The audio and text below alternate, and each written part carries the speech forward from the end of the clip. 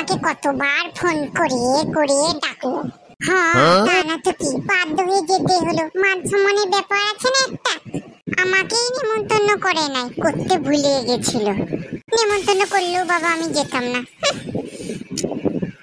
বিয়াতেই তো খাবার দাবার করিয়েছে, কোনটা ছেড়ে কোনটা খাইবো তাই ঠিক করতে পারলাম না। লাস্টে খায়া দেখলাম সব খাবারেই নুন কম, ভালো হয়নি। আমি তো আবার সবই খাইলাম, কিন্তু কি খাইলাম সেটাই বুঝতে পারলাম না। কেন রে? খাবারের নামগুলো জানবো তবেই না খাবো। কি সব খাবার? আমি তো ভয়ে খাই নাই। জামার মধ্যেই কত হীরা লাগিয়ে ঘুরে বেড়াচ্ছে সব, যদি খাবারের মধ্যেও হীরা থাকে খাইয়ে দেয় মরে যাবো নাকি? মরলে যা, ওর থেকে তো আমার বিয়ের বেনারসিটাই ভালো ছিল, শুধু তফাৎ কয়েকটা হিরে কম। কত সুন্দর আমার বেনারসিটা, ওকে ফেল করে দিয়েছে। আর তোমাদেরকেও বলছি, ভেবো না যে আমরা ফ্রিতে খাইয়ে আসছি।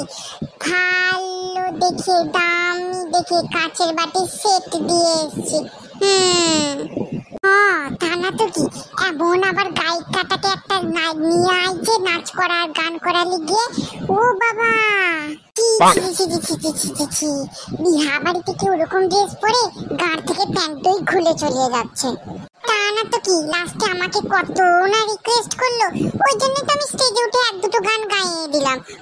সবাই তোমার গান শুনে একদম ফিদা হয়ে গেছিল। ইয়াদের কথাবার্তা এরকম ভাবে চলতেই থাকবে। তোমাদের যদি ভিডিওটা ভালো লাগে তাহলে একটা চ্যানেলটা সাবস্ক্রাইব করে দেবে তোমার ওই সুন্দর আঙ্গুলটা দিয়ে। একটা লাইকও করে দিবে, আর কমেন্টে জানাবে আমাদের মতন তোমরাও কি নিমন্ত্রণ পাইয়েছিলে না পাও নাই। অবশ্যই জানাবে।